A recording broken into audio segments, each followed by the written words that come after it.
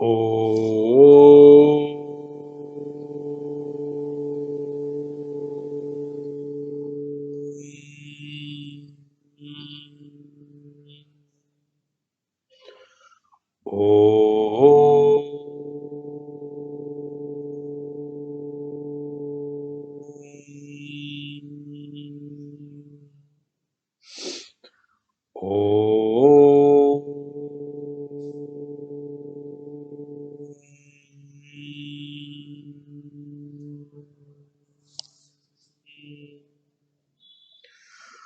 ओम श्री गणेशाय नमः। ओम श्री सरस्वत्यै नमः। ओम श्री गुरुभ्यो नमः। सच्चिदानन्दरूपाय विश्वोत्पत्त्यादिहेतवे तापत्रयविनाशाय श्रीकृष्णाय वयं नुमः। श्रीकृष्णाय वयं नुमः। वसुदेवसुतं देवं कंसचाणूरमर्दनं देवकी परमानन्दं कृष्णं वन्दे जगद्गुरुं। कृष्णं वन्दे जगद्गुरुं। मूकं करोति वाचालं पङ्गुं लङ्घयते गिरिं यत्कृपातमहं वन्दे परमानन्दमाधवं। परमानन्दमाधवं परमानन्दमाधवम्। ॐ वाङ्मे मनसि प्रतिष्ठिता मनो मे वाचि प्रतिष्ठितम् आविरावीर्म एधि वेदस्य माणिस्थः श्रुतं मे मा प्रहासीः अनेनाधीतेन अहोरात्रान् सन्दधामि ऋतं वदिष्यामि सत्यं वदिष्यामि तन्माम् अवतु तद्वक्तारमवतु अवतु माम् अवतु वक्तारमवतु वक्तारम्। ओम शांति शांति शांतिः। सदाशिवसमारम्भां शङ्कराचार्यमध्यमाम् अस्मदाचार्यपर्यन्तां वन्दे गुरुपरम्परां। श्रुतिस्मृतिपुराणानाम् आलयं करुणालयं नमामि भगवत्पाद शङ्करं लोकशङ्करं। शङ्करं शङ्कराचार्यं केशवं बादरायणं सूत्रभाष्यकृतौ वन्दे भगवन्तौ पुनः पुनः। ईश्वरो गुरुरात्मेति मूर्तिभेदविभागिने व्योमवद्व्याप्तदेहाय श्रीदक्षिणामूर्तये नमः। श्रीदक्षिणामूर्तये नमः। श्रीदक्षिणामूर्तये नमः। ॐ विश्वं दर्पणदृश्यमाननगरी तुल्यं निजान्तर्गतं पश्यन्नात्मनि मायया बहिरिवोद्भूतं यथा निद्रया यत् साक्षात् कुरुते प्रबोधसमये स्वात्मानमेवाद्वयं तस्मै श्रीगुरुमूर्तये नम इदं श्रीदक्षिणामूर्तये श्रीदक्षिणामूर्तये श्रीदक्षिणामूर्तये। श्री कृष्ण गोविंद हरे मुरारे हे नाथ नारायण वासुदेवा जिह्वे पिबस्वामृतमेतदेव गोविन्द दामोदर माधवेति। हे कृष्ण हे यादव हे सखेति। हे कृष्ण हे यादव हे सखेति। हे कृष्ण हे यादव हे सखेति। Narayan Narayan Narayan. Firstly, I'll wish all the listeners of Srimad Bhagavad Gita podcast a very, very, very happy and auspicious Makar Sankranti 2026, which happens to be the start of Uttarayan. May Bhagwan Narayana, Bhagwan Krishna bless us all so that there is a spiritual light, a light of wisdom in all of our life, which is a start of Uttarayan for all of us. May this spiritual light guide us through the path of life so that we are able to lead an effective life if of positive contribution towards us also, and a positive contribution to the people around us also, or to the society around us, or world around us, or country around us, so to say. So that's the first wish I have.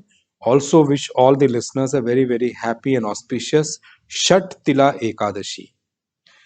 Verse number 17, chapter 3. We have discussed most of the things in the last session. We will see some more. Actually, I told you, you will also notice that I was also trying to get hold of words to explain this state which Bhagwan is mentioned in verse number 17. You would see many places I was fumbling with words. I do not know how to put this into words, what Bhagwan is explaining here. Yastu atmaratireva syad atmatrittascha manavah atmanyeva cha santushtah tasya karyam na vidyate. The state itself of a man reveling in the self, completely happy and contented with the self, and having his complete fulfillment in that self, what that state of that man will be. I would say they are the ones who are coined as God man in this country, actually. Not the way we have understood God man as, but that is the man who we call it a realized saint. He's a blessing on the earth, for Mother Earth also, and for all of us around also. That's why you will see there's a lot of difficulty to put that experience into words, because that experience is not something which can be explained easily. But we are trying our best to put that experience in as much simple words as possible, so that we don't think that it is some level which is like a fable story somewhere. I don't even know anybody has realized also or not. It should not feel something which is out of the world, cannot be achieved by any human being. And, unless and until we bring them into the common words which we understand, we may think that it is an experience which is out of the world. It's not possible for a human being to gain that experience at all. No, it's not the case. People amongst us only have become realized saints and all, and that's the experience which Bhagwan is talking about here. So we'll read the verse first. I've already read Bhagwan Shankaracharyaji's Bhashya in the last session, so we'll continue from where we left in the last session. Verse number 17, chapter 3. यस्त्वात्मरतिरेव स्यात् आत्मतृप्तश्च मानवः आत्मन्येव च सन्तुष्टः तस्य कार्यं न विद्यते. यस्त्वात्मरतिरेव स्यात् आत्मतृप्तश्च मानवः आत्मन्येव च सन्तुष्टः तस्य कार्यं न विद्यते. So most of the aspects of this we have already seen in the last session. So Bhagwan is explaining to us who is the one living in the human body in this world amongst us, has got no responsibility or duty left in his life. Tasya karyam na vidyate. And is actually above the law of karma, actually has got no duty to do any kind of karma at all.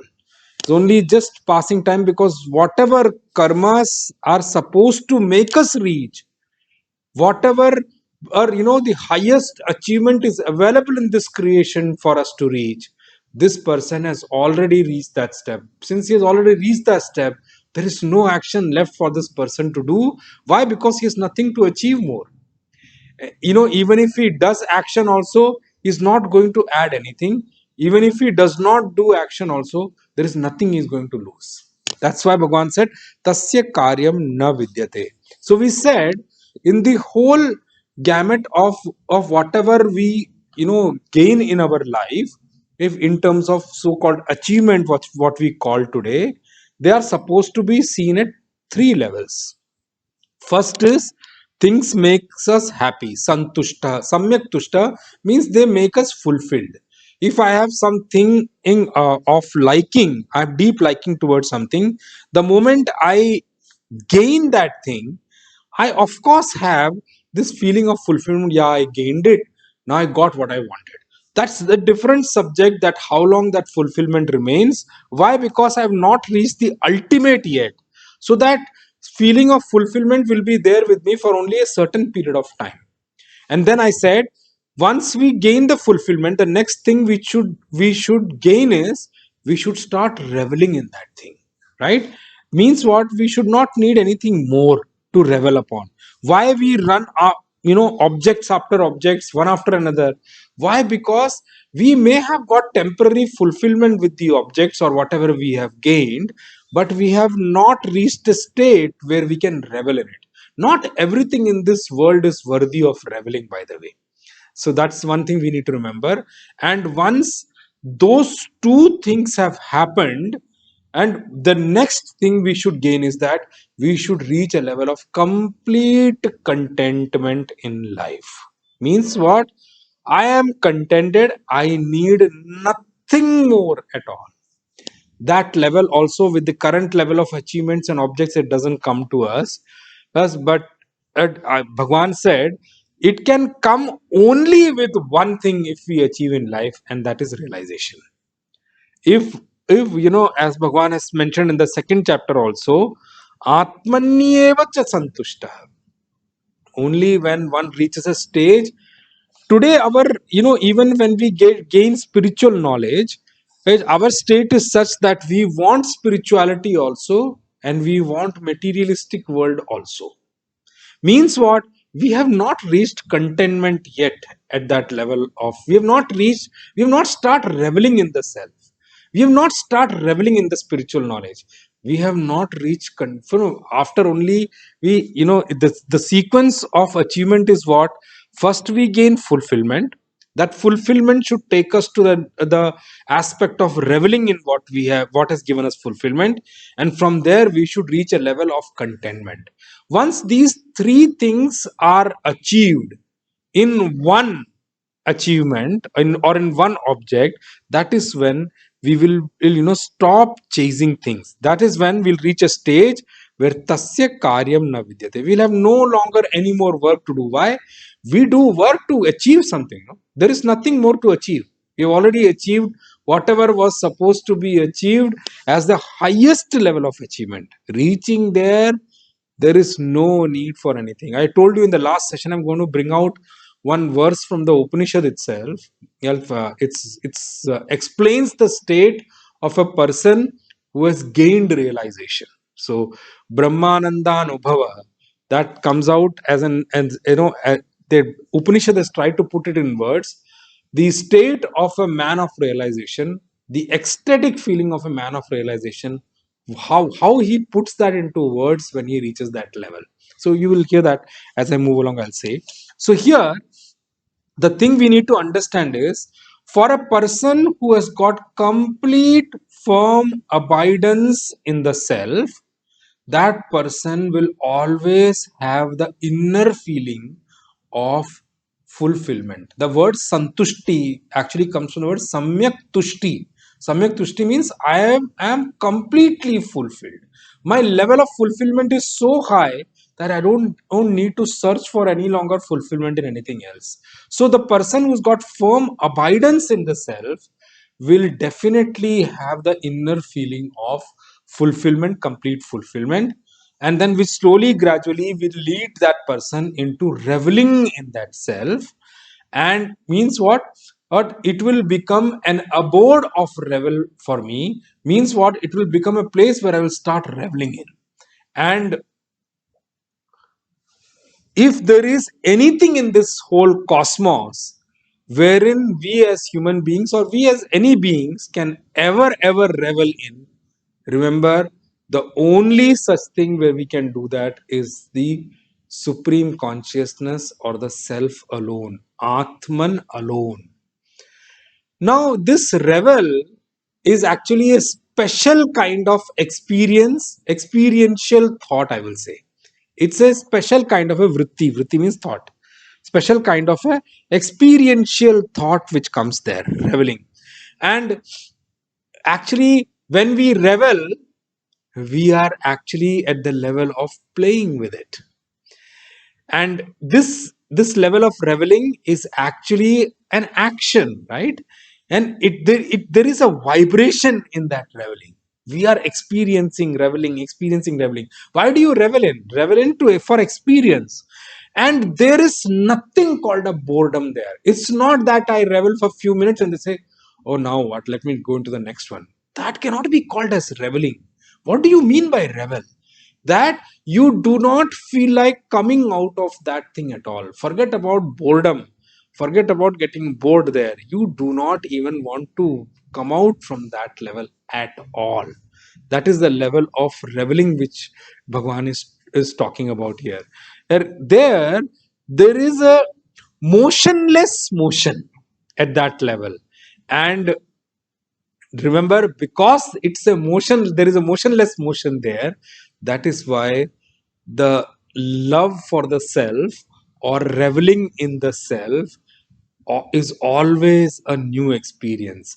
Chanam chanam navam navam. Every moment it feels new. Every moment it feels, there is a new feeling every moment. There is a new experience every moment. That experience never gets old. It always feels, because there is a new feeling all the time. There is nothing called a boredom there at all.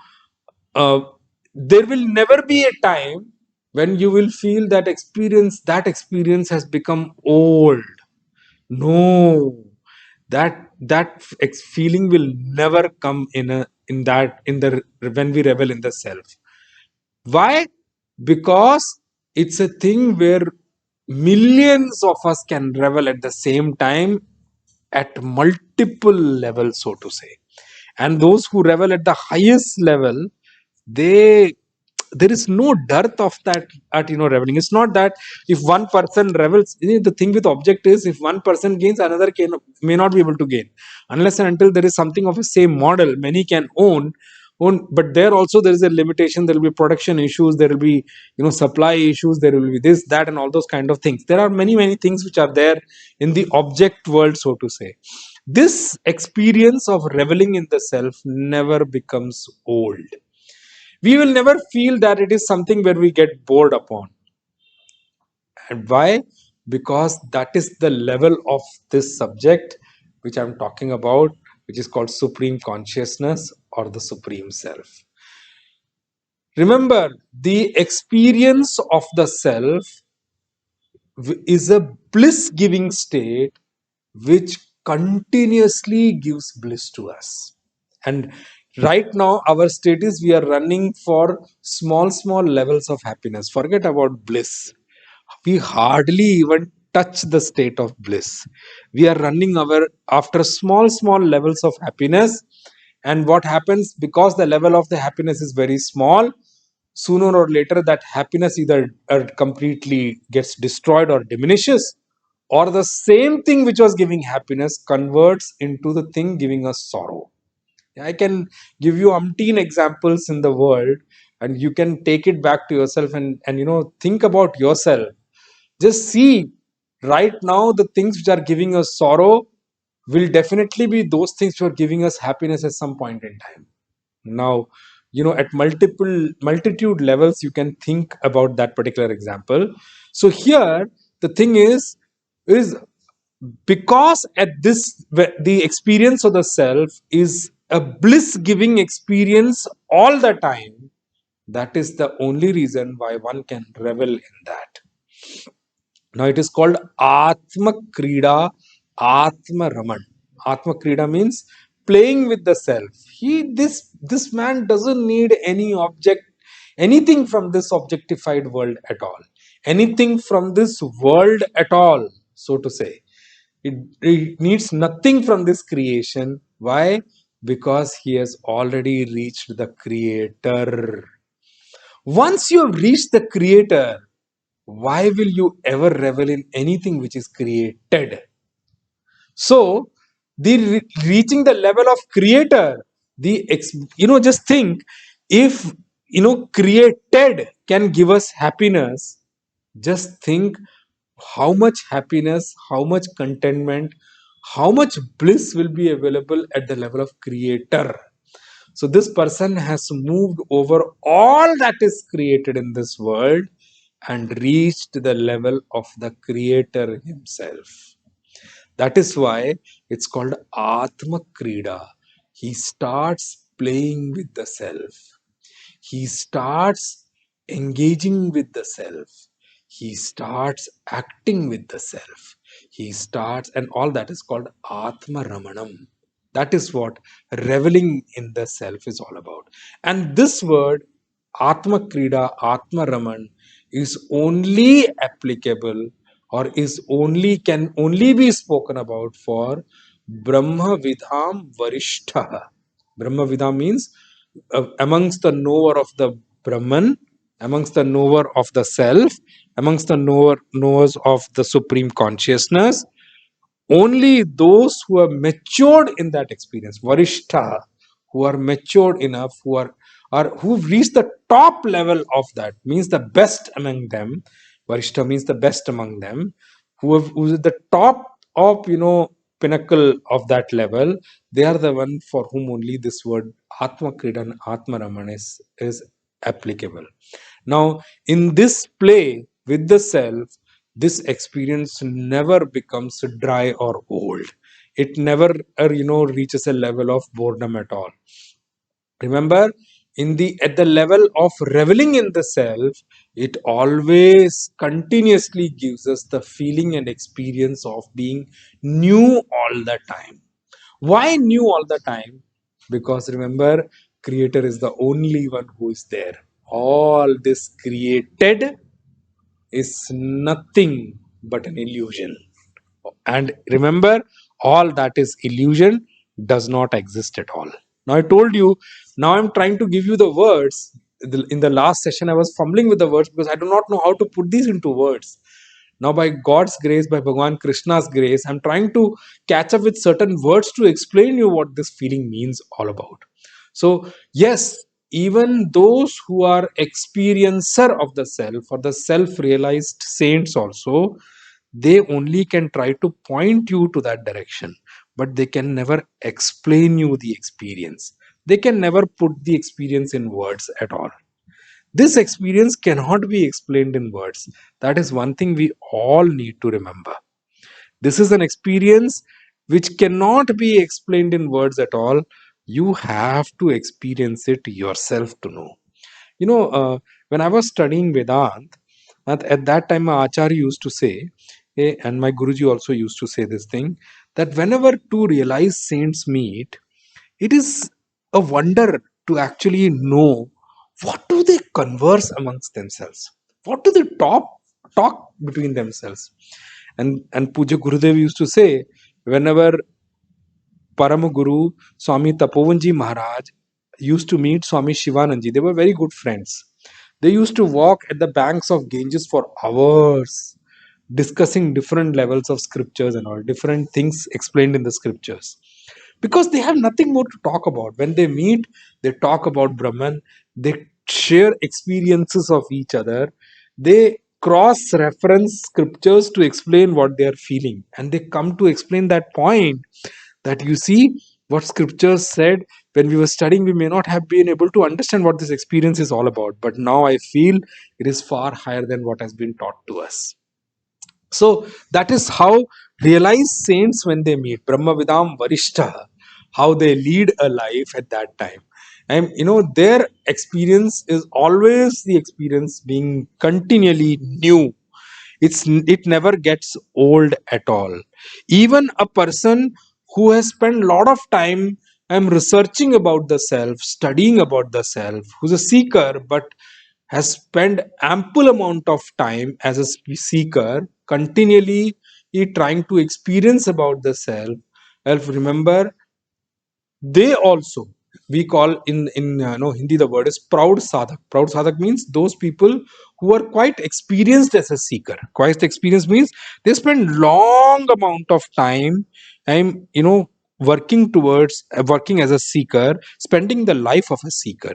Even those also, they revel in the self only, but their reveling is sometimes they revel. Sometimes means it's time and on they revel. Remember, there the word is api. They revel in the self also, and they revel in the objects also, till the time they become the experienced, they become self-realized. Their level of reveling becomes on both levels. They revel in the objects also, they revel in the self also, because they have not reached that state yet of reaching the complete fulfillment with the self. So their complete reveling in the self has not reached yet. So those people, they have, for them, is their ramanam is api means they revel in the self also, they revel in the objects also. But for this self realized saint, this self realized man, and this man of realization, Bhagwan has used the word eva. Eva means this person revels in nothing but the self alone. So for a experienced seeker, or a seeker who spent lot of time and leading the life of a seeker, there the word api gets applied, not eva. Their reveling has not started at the level of self alone. Here the state which Bhagwan explains is atmani eva. Their reveling is in the self and self alone. They revel in the self, and remember, they revel in the self at experiencing the level of complete contentment, tripti, at the level of tripti pariyanta means their reveling is at the level of contentment also. So they have all the three things established at the same place, which is self. Means what? Santushti, then rati, and then tripti. All the three things they experience in the self alone. So means santushti means they feel completely fulfilled with the self, they revel in the self, and they reach the stage of complete contentment with the self. Since they reach the state of complete contentment with the self, they have no longer anything left in the life to chase after. Their chasing is completely over. Now, to understand the meaning of these three things, of this entire term, these three thoughts which I spoke about, these three vrittis I spoke about, we need to understand the difference between these three things. Okay, let's delve a little bit more deeper to understand the difference between these three thoughts which Bhagwan spoke about. But before I explain that, let me share with you that portion of Upanishad which I was talking about, where the Upanishad talks about a man and of self-realization explaining his ecstasy in words. This is taken from Taittiriya Upanishad, and in Taittiriya Upanishad, the Tritiya Valli, which is called Bhrigu Valli, in that there is a portion on Brahmananda Anubhavaha. I'm taking it from there. It reads this way. I'm just trying to share with you the words which it explains there. You see how the word flows, the way Upanishad explains this. It says, Etat samagayan naste ha vu ha vu ha vu ahamannam ahamannam ahamannam ahamannado ahamannado ahamannadah ahagashlo kakrit ahamasmi prathamajaratasya पूर्वं देवेभ्यो अमृतस्य न भाई यो मा ददाति स इदेव मा वाह अहमन्नमन्नमदन्तमात्मि अहं विश्वं भुवनमभ्यभवां सुवर्णज्योतिः य एवं वेद इत्युपनिषत्. This is how a man of realization speaks or tries to put in words the feeling of ecstasy he feels when he experiences the self. And that is what the man of realization experiences, because that experience cannot be explained in words. And that is what I wanted to show you. Upanishad also talks about this level, that it cannot be explained in words. Even a man of realization finds it extremely difficult to explain or put them into words, to explain it to the person who is asking him, can you share how the experience was? People, they ask, no, when they meet you, Swamiji, how was the experience? Can you give us a gist of that experience? Many people ask, after the Vedanta also, can you give us a gist of what you have been teaching? Everything cannot be just summarized just like that.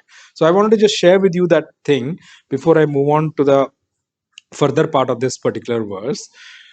So, to understand the meaning of this thing, these three things I spoke about, Atmani eva santushtaha, Ratihi, and Triptihi. To explain that, let's take the example of someone, that there is someone and who has some object of deep liking. Okay, maybe let's take the example of some food item. I'm just giving you, so it's easy to understand. That's why I'm trying to give you that word. Now, this man is given that food item to taste. Okay, he tastes that food item and starts to revel in that taste. But that food item was given in a very small quantity. Since it was given in a very small quantity, this man does not feel satisfied or fulfilled in that. And yes, not felt satisfied and fulfilled, so definitely the aspect of contentment is also completely missing. Now, the state of reveling for this man is also incomplete, and that incomplete state of reveling is called atripti. Now, these three things are completely different from each other. It is possible that at some places we are satisfied with some things we are satisfied and we are fulfilled, but we revel in something else, and our contentment is with something completely different. Now, if someone finds all these three aspects, experiences all these three aspects at one place, or I would say in the self itself, well, that is when what this verse in Srimad Bhagavad Gita, Bhagavan, Supreme Consciousness Bhagavan Krishna talks about Atma Santushti, Atma Rati, and Atma Tripti. This is, term gets applicable only at that place. Such a person who's got firm abidance in the self like this, for such a person, no more duties are left to be done. He's completely free. This man is the one who we can say experiences complete freedom from everything in this creation. Has got no duty, no responsibility, so to say. He's completely free. Living here itself, he experiences that freedom. And remember, we all are looking for freedom, by the way. Huh? So, with that, at that aspect, Bhagwan explains in the verse number 18. But before I take up the verse number 18, let's read Puja Gurudev's commentary on this verse number 17, and to see, if we have missed out on something to be covered in this particular verse.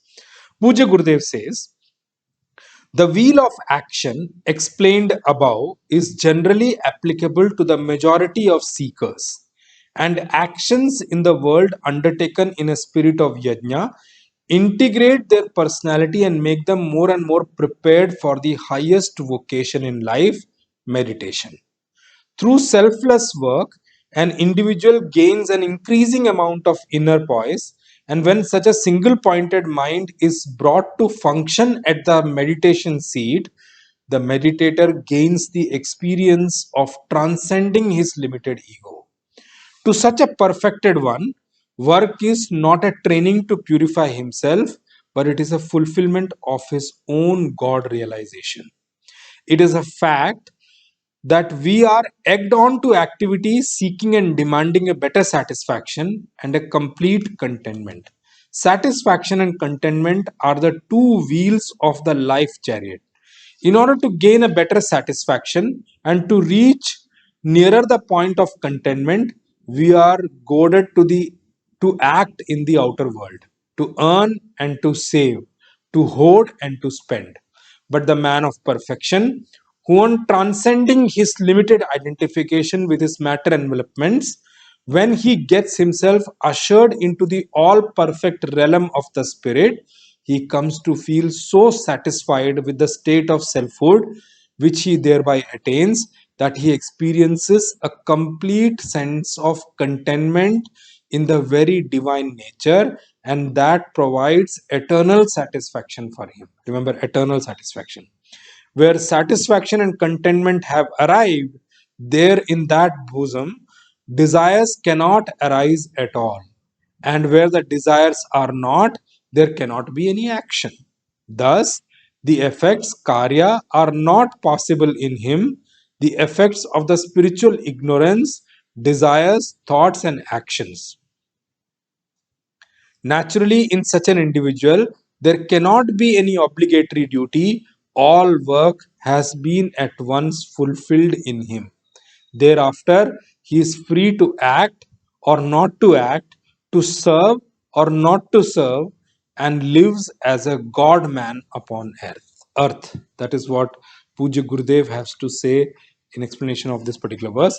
Now we'll read the next verse, which is verse number 18, and we'll see the meaning of that particular verse. Supreme Consciousness Bhagavan Krishna in verse number 18, chapter 3 says, नैव तस्य कृतेनार्थः न कृते नेह कश्चन न चास्य सर्वभूतेषु कश्चिद् अर्थव्यपाश्रयः नैव तस्य कृतेनार्थः न कृते नेह कश्चन न चास्य सर्वभूतेषु कश्चिद् अर्थव्यपाश्रयः. I'll read Bhagwan Shankaracharyaji's commentary on this particular verse before we take up the meaning. Bhagwan Bhashyakar Bhagwan Shankaracharyaji says, न एव तस्य परमात्म रतेः कृतेन कर्मणा अर्थः प्रयोजनम् अस्ति अस्तु तर्हि अकृतेन करणेन प्रत्यवायाख्यः अनर्थः न अकृतेन इह लोके कश्चन कश्चित् अपि प्रत्यवाय प्राप्ति रूप आत्महानि लक्षणो वान एव अस्ति न च अस्य सर्वभूतेषु ब्रह्मादि स्थावरान्तेषु भूतेषु कश्चित् अर्थव्यपाश्रयः प्रयोजन निमित्त क्रिया साध्यो व्यपाश्रयो व्यपाश्रयणम् कंचिद् भूत विशेषम् आश्रित्य न साध्यः कश्चिद् अर्थः अस्ति येन तदर्था क्रिया अनुष्ठेया स्यात् न त्वमेतस्मिन् सर्वतः सम्प्लुतोदकस्थानीये सम्यक् दर्शने वर्तसे. Brilliant commentary also, and a brilliant verse also. Now, before I dwell into the deeper meaning of the verse, let's understand one aspect. For whom are the duties there, or who are the ones who are supposed to fulfill duties? Means what? Duties are for whom? Now, duties are related to only those of us who have something to achieve in life. Now remember, don't compare that with laziness at all. I'm not talking about that. Even those who are spending or wasting time in laziness also, it's not that they have achieved everything in life. Of course, there are many things left. They're wasting time in laziness. Here, please don't take that meaning at all. Now, the duties are related to something called, or for those who have achievables in life. Praptavya. Now remember, in Sanskrit the word is kartavya. Kartavya means duty, are related to only, or are left out, or are there to be done, to be fulfilled only for those who have praptavya, achievable things in life left. Now, if there is something more to be achieved in my life, then remember, duty will always be there in my life. Means if praptavya is there, then for sure – kartavya, duty will also be there in our life. Now, absence of duty is possible in one's life only and only when nothing more to be achieved is left in that person's life, or nothing achievable is left for that particular person.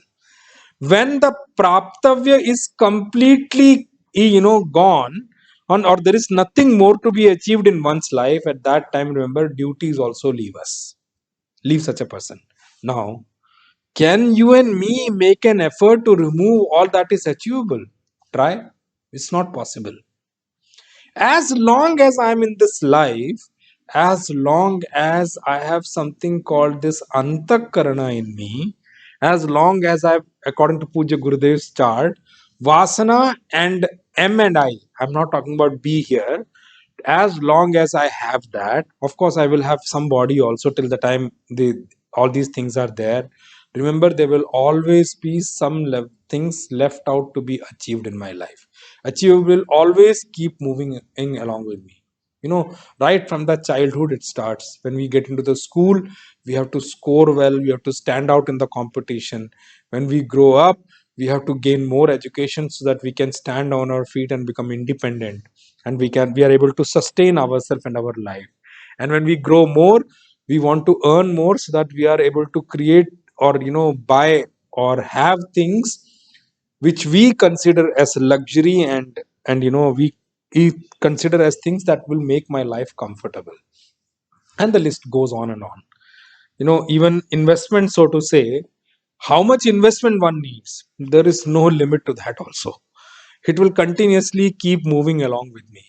Now, the three, what you call that, three aspects or three areas of praptavya achievable, well, are santushti, rati and tripti, what Bhagwan has explained in the last verse. Okay. Now remember one thing, an object does not become something worthy of achievement for any of us. It's not something which is achievable for all of us. Why? Because actually we are not chasing objects. We are chasing these three things, which is satisfaction, santushti, satisfaction or fulfillment, rati, reveling, and the third is tripti, contentment. These are the three things we are actually chasing. But the problem why we seem to be chasing objects is we feel that when we gain objects we'll get all these three things. Actually, our chase is only about these three things. Now, remember, the objects we chase, they only become the intermediary cause for us to gain these things, but ultimately our chase is for these three things only, which I was explained in the last verse also. Oh, that is what Bhagwan is trying to bring out separately here. What happens with this man of realization? Let's hear what Bhagwan says here about the man of realization. The objects we run after, or we chase in today's life, actually are the facilitating cause for these three things only, what Bhagwan has mentioned. And now, from objects also, what do we want? We want objects or things which we chase, we want to feel satisfied. We are looking for satisfaction or fulfillment, and we want to revel in them, isn't it? Now, actually, whatever is supposed to be achieved, whatever are achievable for us, are only these three things which Bhagwan has mentioned in the previous verse. What? Santushti, rati, and tripti. These are the three things which are achievable by all of us. The only thing is, where we are trying to achieve is it makes us different from each other. Now, for this man, this great saint, this Mahapurush, since for this great saint, all these three things have been established in the self. He has already gained all these three things in the self itself. That is why there is no object left for this great saint and to be achieved or gained outside in the world. Since there is nothing to be gained outside in the world, That is why in the last verse, Bhagavan said, Tasya karyam na vidyate. For such a man, we do actions to gain something, right? And we do actions in the world to gain things of the world. Since there is nothing left for this man to be gained in the world, this man has got no duties or no action left to be done in his life. The best example I can give you now is that all great saints are an example. Swami Tapovanji Maharaj is a great example. Bhagwan Ramana Maharshi is a great example. No, they have already gained what we all are chasing day in and day out, but we are not even reaching in a fraction of being near to that also. We are still running. I don't know how long we have been running in our life, because there is nothing more to be achieved by this man. That and means what do you how do you explain that there is nothing more to be achieved by this man? That his bhokta bhav is completely gone. His, what do you call that?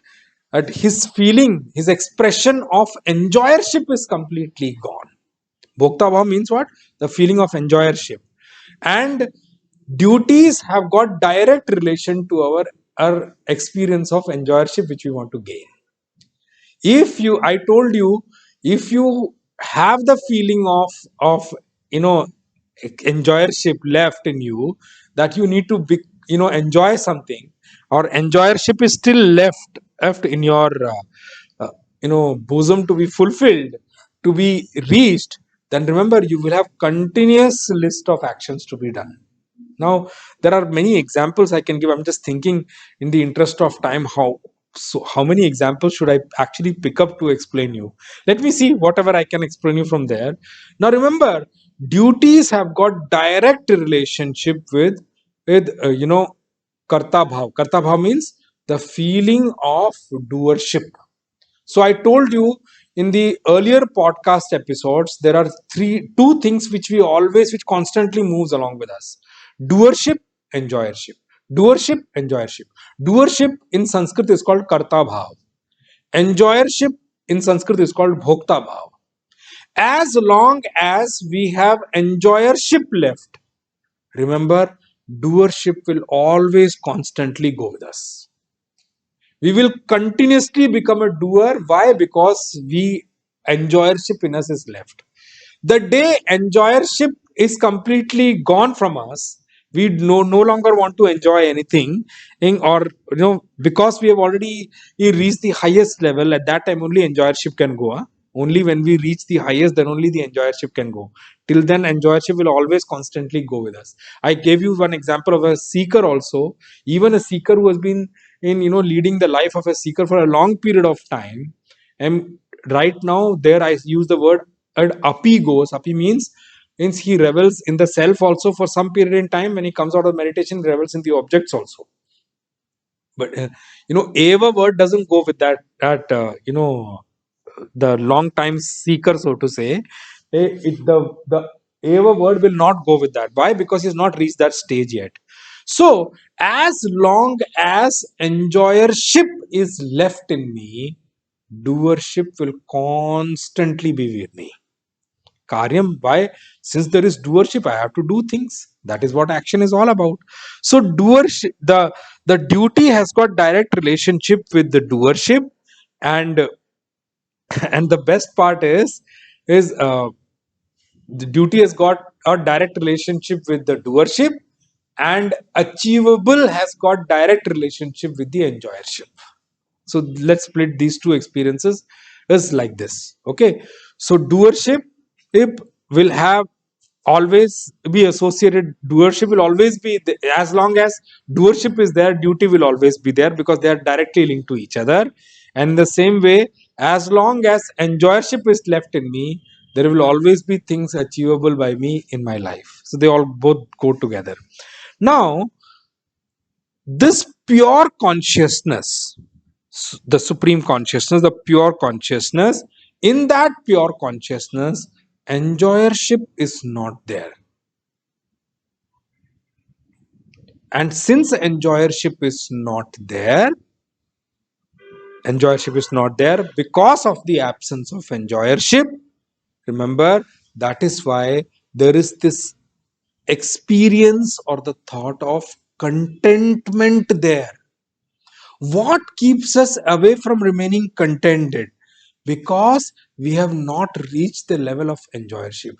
Our enjoyership is not gone when we gain objects also. We continuously want to enjoy this, that, this, that, this, that. It continuously moves on. Because this person is completely contented. Since this person is completely contented, since this person is reveling in the Ananda Swarup of the self, Ananda Swarup means the blissful nature of the self, reveling in that, that is why this person in his bosom has got no place for enjoyership at all. The enjoyership is completely absent. Enjoyership is completely absent. The way you need to understand this is that the place where this person is reveling, it is infinite or eternal bliss, never ending bliss. If this person is experiencing never ending bliss, where will be there a place for enjoyership? We have enjoyership because we don't experience bliss at all. We are only experiencing drops of happiness every now and then, whereas this person is swimming in the ocean of bliss. Let me explain this way. We are waiting for the drop of happiness, and vis-a-vis us, this man of realization is swimming in the ocean of bliss. Since it's infinite and eternal bliss experienced by this man, and because of that, there is complete absence of enjoyership. For this only, Supreme Consciousness Bhagavan Krishna in the chapter 2, verse number 43, verse number 46, Bhagavan explained there, no? In the verse number 46, Bhagavan has explained, Yava anartha udapane sarvata samplutodake. Bhagavan said, no? No, at that time I explained you certain aspects of this, and Bhagavan said, this is the level of the man of realization. He is completely flooded with the experience of bliss. In a person's life who's flooded with the experience of bliss, for him Bhagavan said, Tavan sarveshu vedeshu brahmanasya vijanatah. This is the state of a man which Bhagavan said at Atmanyevacha Santushta. This is the level of that man for whom Bhagavan said Atmanyevacha Santushta. Why? Because this is the state of that, at that Atmani Evacha Santushtaha, what is this person going to do? Why will he do? For that person, Bhagavan explains in this verse number 18, Tasya Kritena na arthaha. He has reached such a state where even if he does an action, nothing increases in his life. Even if he does not do action, nothing gets absent from his life. Nothing diminishes from his life. This is, remember this thing, this is a Bhagwan Vedas words itself. It's mentioned and it's a word, it's explained in the Vedas also, which Bhagwan has taken from the Vedas and explained, put it in his words here. The word from the Veda, the verse from the Veda is actually comes in Brihadaranyaka Upanishad, fourth chapter, fourth portion of it, and 23rd verse it comes. Na karmana vardate no kaniyan. No action is going to increase anything in such a person's life, and if this person leaves action also, nothing reduces in his life. And Bhagwan is Supreme Consciousness, Bhagwan Krishna is putting that in his words here, saying that Naiva tasya kritena arthaha. By doing any action, this person is not going to achieve anything special in his life. No special thing this person is going to gain by doing an action. And if he doesn't do any action also, remember, if he does action also, his knowledge is not going to increase. If he doesn't do anything also, his experience of bliss or knowledge is not going to go down. Nothing changes for this person, if he does also, if he does not do also. Since by doing an action there is nothing more to be achieved by this person, so then why will there will be a obligation to do action for such a person? Now see, Srimad Bhagavad Gita ji, here how Srimad Bhagavad Gita ji is explaining about a man of realization, that this man becomes completely free from action. Here is how Srimad Bhagavad Gita talks about a man who has got no responsibility, no duty, and in the society outside there are people who says that Bhagavad Gita is a scripture which is just forcing us to get into actions. Where here Bhagavad Gita is explaining you about a person, Bhagwan Krishna in his words is explaining in Bhagavad Gita about a person who is completely free from action. Bhagavad Gita is not here to push us into action. Please remember that. That's a misunderstanding about Bhagavad Gita. Uh, in the life of a jnani, man of realization, there is not even a wee bit action left in his life. Action can give this man of realization nothing. Tasya kritena na artha. And by not doing action in our life, if we see, if we do action, we gain things. If we do not do action, we lose out on things which are there with us. Even things we buy and all, we need to maintain. We have to continuously do action. By not doing action, things reduce in our life. By doing action, things increase in our life.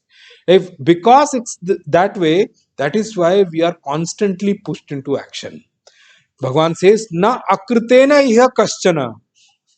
By not doing any action, nothing goes wrong for this person. Nothing at all. There is nothing which which this person misses out in life, or nothing this person is going to lose in case he stops doing action. This is a state which Supreme Consciousness Bhagavan explains, where this man is completely free from action. This is the level of freedom which I spoke about when I started at this podcast, that we are all constantly looking for freedom. Freedom means what? I should reach constantly, my endeavor is to reach a stage where I have to do nothing, and by doing nothing also I continuously experience what I'm experiencing, and by doing nothing I lose out also on nothing. So today you see, even if we earn and have bank balances and all, we constantly have to work to protect that also. We constantly have to engage ourselves so that some scammer or some fraud doesn't take away what we have gained also. So constant effort is required. Where are we free? Even after earning whatever amount of money you may have earned, are you really free? But here Bhagwan says this man is completely free from action. Why? Because he's reached the stage of bliss absolute. Now, Bhagwan, Supreme Consciousness, Bhagwan and Krishna says that for this man there is no action left. Now we need to understand, earlier in the previous chapter Bhagwan mentioned there that by leaving action you are not going to reach the state of actionlessness, you are not going to reach the state of naishkarmya. Who did Bhagwan say that for? That Bhagwan said for a karma yogi, not for jnani. That is why when I was explaining chapter 2, when we were discussing chapter 2 actually, when we were going through chapter 2, I spent ample amount of time trying to separate karma yoga and jnana yoga. Jnana yoga and karma yoga are two different streams. Here Bhagwan is talking about that jnani who has reached. But for karma yogi, even till the time you reach karma yoga also, yes, by dropping action you cannot reach the state of actionlessness. Don't think you will be free from action. You will never be. Unless and until you reach the state of knowledge, you can never be free from action. Here Bhagwan says, for a man of wisdom, man of steady wisdom, even if this man does nothing also, in his life nothing reduces. In his life nothing gets spoiled. And even if this man does lot of action also, nothing increases in the life of a man, of this man. Why? Because he is not dependent on anything in this created world. Anything and anyone in this created world. Let me say this way. Bhagwan says, Nacha asya sarva bhuteshu kaschid artha vyapashraya. He is not dependent on anything and anyone in this world for his survival. Let me say this way. For his living. He is not dependent on anything and anyone. In the Samagayan which I spoke about when man explaining, even people they give also who give to such saints also. Oh, it is only they are giving for gaining much higher magnitude for them only. Ultimately, it's not that he needs anything. Please remember, please be free from that. People give to such Mahatmas not because Mahatma needs it or Mahatma asks for it. They give to such Mahatma because that is beneficial for them who is giving. That is the level. When I read that verse, I told you at that point in time that there is this line which comes in that verse. Yoma dadati sa idevama vaha. Even those who give to such a saint also, they are only giving to gain much higher. What they gain, they cannot even recognize. They cannot even fathom. For such a man of realization, because he is not dependent on anything and anyone in this world, this man is completely free from action. Since today we have taken up a topic which is a little bit more deeper and heavier, I want you all to reflect. That is why today's episode is also a little bit short. So you all take it back and think over it that, what is that we are talking about in this? Reflect upon it. Rest we will see in the next session. कायेन वाचा मनसेन्द्रियैर्वा बुद्ध्यात्मना वा प्रकृते स्वभावात् करोमि यद्यत् सकलं परस्मै नारायणायेति समर्पयामि श्रीमन्नारायणायेति समर्पयामि ॐ पूर्णमदः पूर्णमिदं पूर्णात् पूर्णमुदच्यते पूर्णस्य पूर्णमादाय पूर्णमेवावशिष्यते ओम शांति शांति शांति हरि ओम श्री गुरुभ्यो नमः हरि ओम ओम तत्सत